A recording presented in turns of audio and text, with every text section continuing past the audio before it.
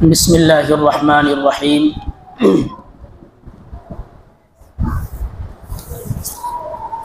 नहमदुहु व नुसल्ली अला रसूलिहिल करीम, अम्मा बअद। अऊज़ु बिल्लाहि मिनश शैतानिर रजीम। बिस्मिल्लाहिर्रहमानिर्रहीम। लिईलाफि कुरैशिन ईलाफिहिम रिह्लतश शिताइ वस्सैफ फल्यअबुदू रब्ब हाज़ल बैतिल्लज़ी अत्अमहुम मिन जूअ व आमनहुम मिन खौफ। सदक़ल्लाहुल अज़ीम। मेरे मुहतरम बुज़ुर्गों और दोस्तों, ये सूरह कुरैश है। जमहूर मुफस्सिरीन की राय ये है कि ये सूरत मक्का मुकर्रमा में नाजिल हुई है। इस सूरत में चूँकि कुरैश का तज़किरा किया गया है, इसलिए इसका नाम सूरह कुरैश रखा गया।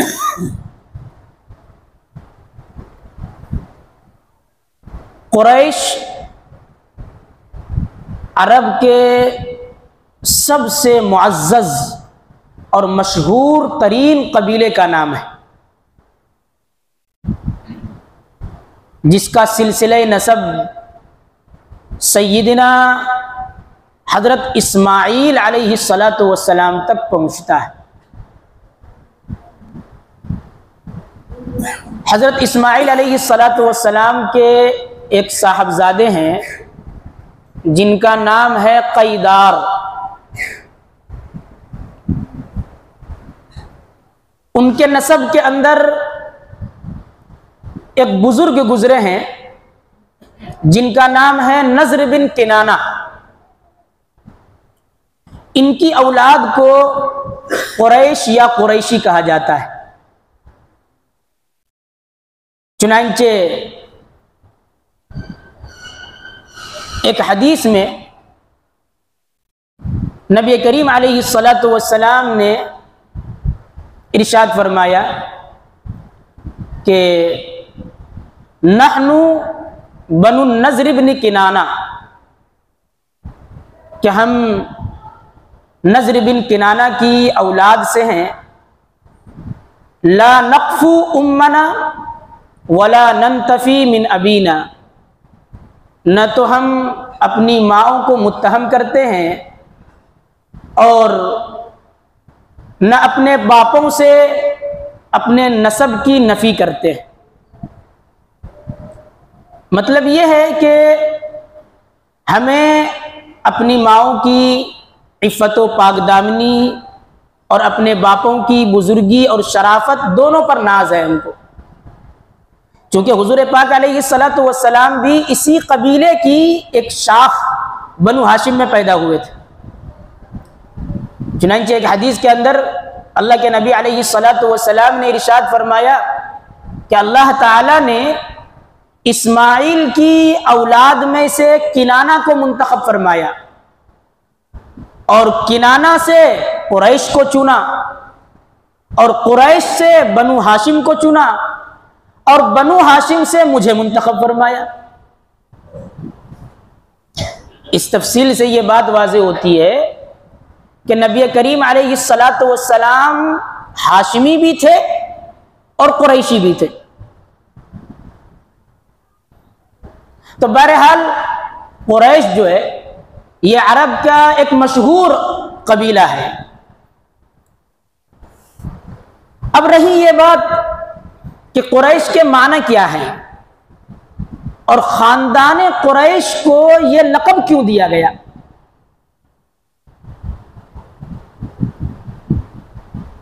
तो इस सिलसिले में उलमाए किराम ने मुख्तलिफ बातें जिक्र फरमाई हैं।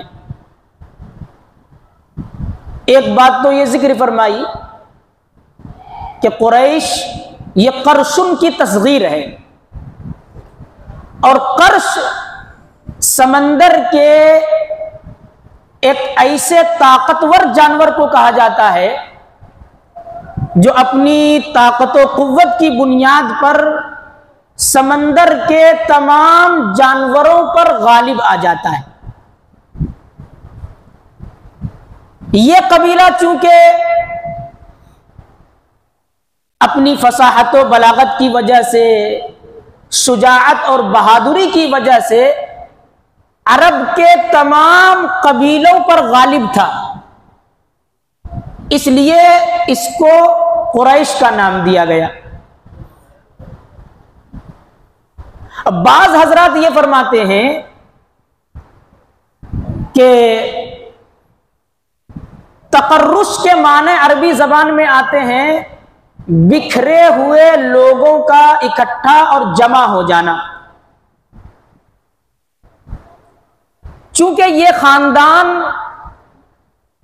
मक्कतुल मुकर्रमा और हरम से बाहर मुख्तलिफ जगहों में आबाद था। हुजूर पाक अलैहिस्सलातु वस्सलाम के जो 5वें जद्दे आला हैं कुसै बिन किलाब, उन्होंने इस खानदान को मुख्तलिफ जगहों से हरम के अंदर जमा फरमाया। इस तरह यह पूरा कबीला मक्का मुकर्रमा में आबाद हो गया और वहीं रहने लगे, बसने लगे। इसी वजह से ये कुरैशी कहलाने लगे। अल्लाह ताला ने इस सूरत के अंदर कुरैश पर किए गए अपने चंद एहसानात को याद दिलाकर उन्हें इस तरफ मुतवज्जे फरमाया कि इन एहसानात की शुक्रगुजारी करते हुए एक अल्लाह पर ईमान लाएं, उसी की इबादत करें, उसी के सामने अपने सर को झुकाएं, उसी से मुरादें मांगें, उसी से हाजत पूरी करने की दरखास्त करें। अब वो एहसानात क्या हैं जो अल्लाह ताला ने कुरैश पर किए थे? अगर इस पस मंजर को समझ लिया जाए तो इस सूरत को समझना आसान हो जाएगा। देखिए, कुरैश ये मक्का मुकर्रमा में रहते थे और काबा के मुतवल्ली थे, काबा के खादिम और मुहाफिज थे। मक्का मुकर्रमा चूंकि एक खुश्क इलाका था, पहाड़ियों से घिरा हुआ इलाका था, वहां खेती वगैरह नहीं होती थी, तो इसलिए जो लोग वहां रहते थे वो अपनी जरूरियात जिंदगी और अपनी रोजी की तलाश के लिए दूर दराज इलाकों का सफर किया करते थे। चुनांचे कुरैश का अपना यह मामूल था कि ये लोग साल भर में 2 मरतबा तिजारत की गर्ज से सफर किया करते थे। सर्दी के मौसम में मुल्क यमन का सफर किया करते थे क्योंकि वहां का मौसम गर्म होता था, और गर्मी के मौसम में मुल्क शाम का सफर करते थे क्योंकि वहां का मौसम ठंडा होता था। तो ये 2 सफर किया करते थे। उस वक्त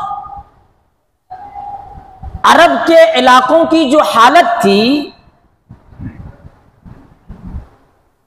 वो हालत ये थी कि अरब के पूरे इलाके में बदअमनी फैली हुई थी।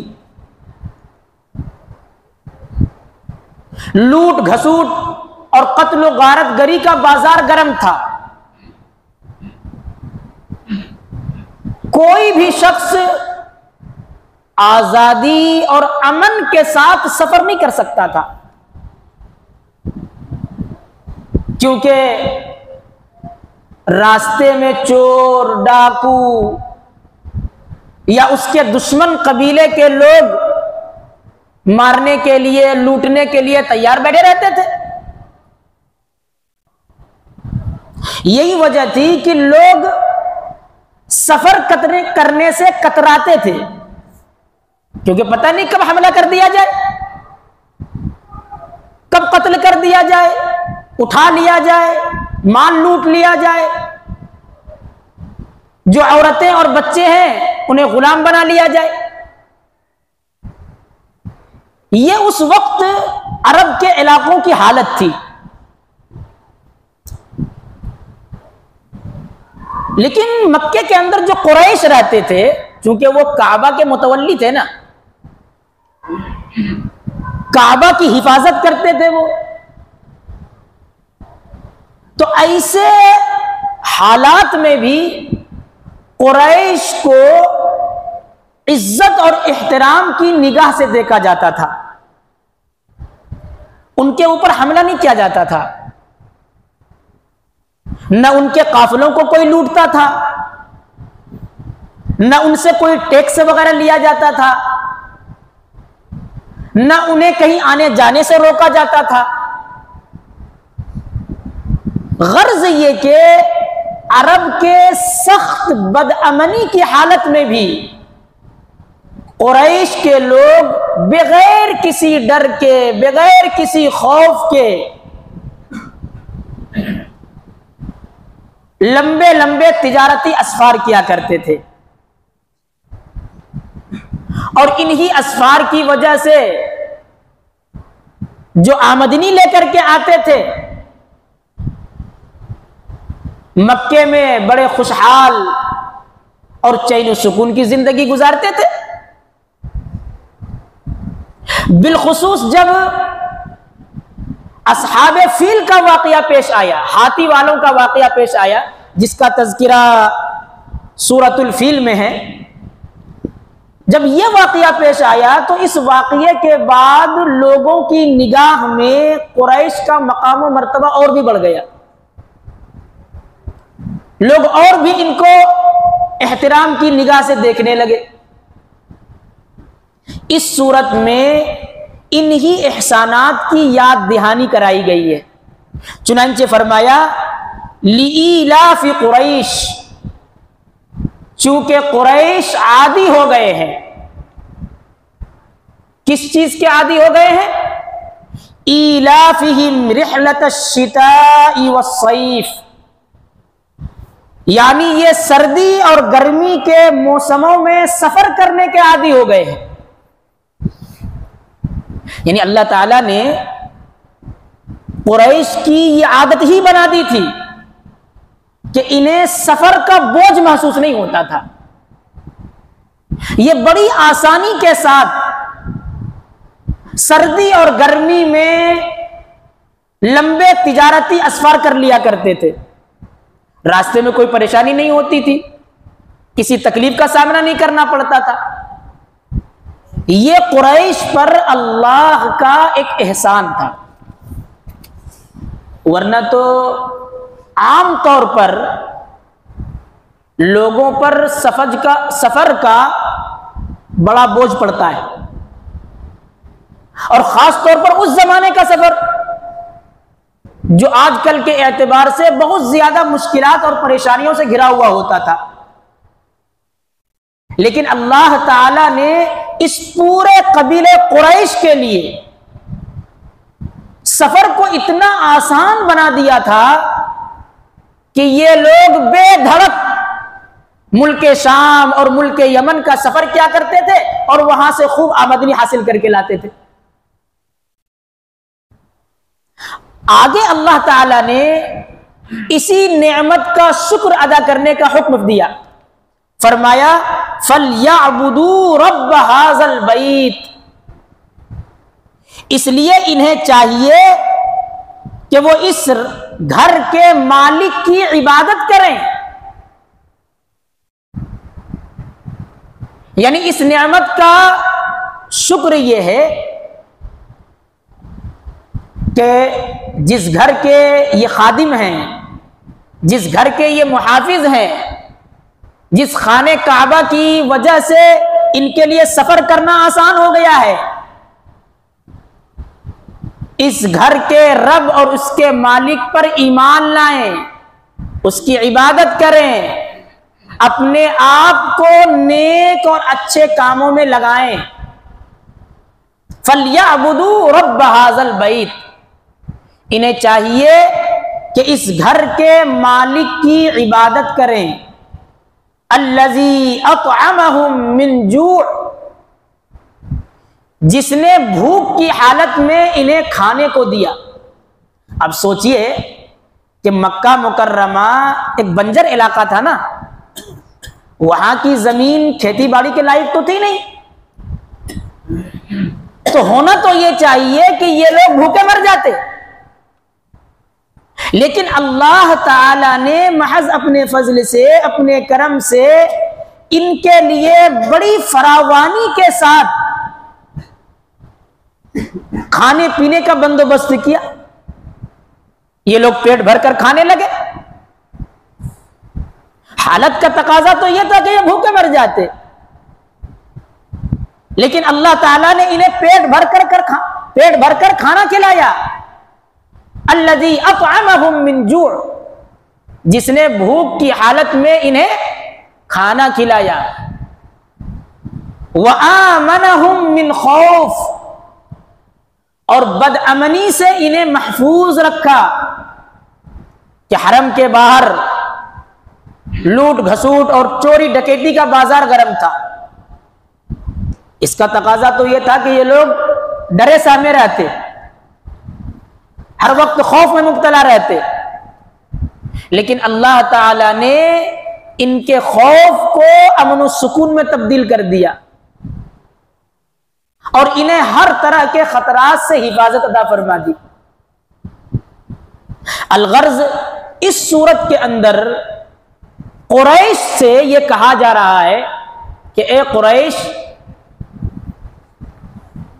तुम्हारा सर्दी और गर्मी के मौसम में तवील सफर करना, खुश्क और बंजर इलाके में रहने के बावजूद खाने पीने की चीजों का आसानी के साथ मुहैया हो जाना, बदअमनी के माहौल में जहां लोग हर वक्त खौफ में मुब्तला रहते हैं, तुम्हारा आफियत के साथ रहना, चैन और सुकून की जिंदगी बसर करना, मुआशरे और समाज में लोगों का तुम्हें इज्जत व वक़ार की निगाह से देखना, ये जो नेमतें तुम्हें मिली हुई हैं, ये नेमतें तुम्हारी सलाहियत की वजह से, तुम्हारी काबिलियत की वजह से, तुम्हारी अपनी जाती कमालात की वजह से नहीं मिली है, बल्कि ये अल्लाह रब्बुल इज्जत ने महज अपने फजल से तुम्हें अता फरमाई है। ये नेमतें तुम्हें अल्लाह के घर यानी काबे की बरकत की वजह से मिली हुई है, लिहाजा तुम्हें इन नेमतों की कदर करनी चाहिए, तुम्हें इन एहसानात का शुक्र अदा करना चाहिए। होना तो यह चाहिए कि तुम इस घर के मालिक को पहचानते, उस पर ईमान लाते, उसकी इबादत करते, लेकिन इसके बरअक्स तुमने इन नेमतों की नाकदरी की है, इन एहसानात को तुमने भुला दिया, कुफ्र शिर्क में मुब्तला हो गए और अल्लाह के इस मुहतरम घर में 360 बुत रखकर तुमने इसे सारे दुनिया के सबसे बड़े बुतखाने में तब्दील कर दिया। इस घर के मालिक हकीकी को तुमने बिल्कुल ही फरामोश कर दिया। और हद तो यह है कि जब मेरे महबूब पैगंबर जनाब मुहम्मदुर रसूलुल्लाह सल्लल्लाहु अलैहि वसल्लम तुम्हारे दरमियान तशरीफ लाए तुम्हें तुम्हारा भूला हुआ सबक याद दिलाया, कुफ्र और शिर्क और बुत परस्ती से तुम्हें रोकना चाहा, तुम्हें एक अल्लाह की इताअत और बंदगी की तरफ दावत दी, तो उनकी दावत को कबूल करना चाहिए। लेकिन नहीं, तुमने उनकी दावत को कबूल नहीं किया, बल्कि उल्टा तुम उसके दुश्मन बन गए, उन्हें परेशान करने लगे। ये तो इंतहाई नाशुक्री की बात है। इसलिए कुरैश को मुतनब्बे किया जा रहा है कि अब भी वक्त है तुम्हारे पास, तुम अपनी इस हरकत से बाज आ जाओ, और ये जो तुम सैकड़ों देवी देवताओं की पूजा पाठ कर रहे हो, इसको छोड़ दो, और जिस दावत को लेकर मेरे महबूब आए हैं, मेरे महबूब की उस दावत को कबूल करो और एक अल्लाह की इबादत में मशगूल हो जाओ। जो नेमतें तुम्हें अल्लाह ताला की तरफ से मिली है, यही उन नेमतों की कदरदानी है, यही उन एहसानात का शुक्र है।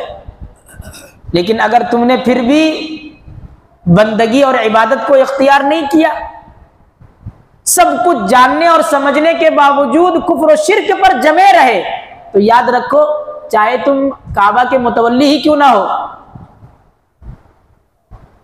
काबे के मुहाफिज और खादिम ही क्यों ना हो, याद रखना तुम अल्लाह की निगाह में जलील हो जाओगे। दुनिया और आखिरत दोनों जगह नाकामी तुम्हारा मुकद्दर बन जाएगी। ये मत समझना कि हम काबे के मुतवल्ली हैं, काबा के हिफाजत में लगे हुए हैं, हाजियों की देखभाल करते हैं, तो चाहे हम कुछ भी करें बच जाएंगे। नहीं, अगर तुम अल्लाह की इबादत को नहीं अपनाओगे तो अल्लाह की नजर में तुम गिर जाओगे, तुम्हारी कोई हैसियत नहीं रहेगी। यह तो इस सूरत का तर्जमा और मुख्तसर तशरीह है। इस सूरत से जो हमें और आपको सबक मिलता है, एक सबक तो यह मिलता है कि दीन की निस्बत पर अगर अल्लाह ताला ने किसी इंसान को दुनियावी नेमतों से नवाजा हो, मुआशरे और समाज में इज्जत अता फरमाई हो, शोहरत अता फरमाई हो, मकाम व मर्तबा अता फरमाया हो, तो उस इंसान को दूसरों से ज्यादा अल्लाह की इबादत करनी चाहिए। एक सबक तो यह है। और दूसरा सबक यह मिलता है कि माशी जरूरत का पूरा हो जाना और इलाके की फिजा का पुरअमन होना, ये अल्लाह रब्बुल इज्जत की दो बड़ी नेमतें हैं।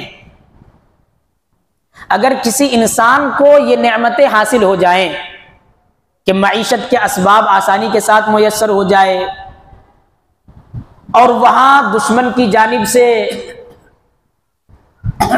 कोई डर और खौफ ना हो, तो अब उस इंसान का यह फरीजा बनता है कि वो अपने परवरदिगार का शुक्र अदा करे। और एक तीसरा सबक यह मिलता है कि जो शख्स किसी भी एतबार से अल्लाह के घर की या अल्लाह के दीन की खिदमत करता है, उसकी हिफाजत का फरीजा अंजाम देता है, उसके नज्म नस्ब को संभालता है, तो अल्लाह ताला उसे इन दो अजीम नेमतों से नवाजता है।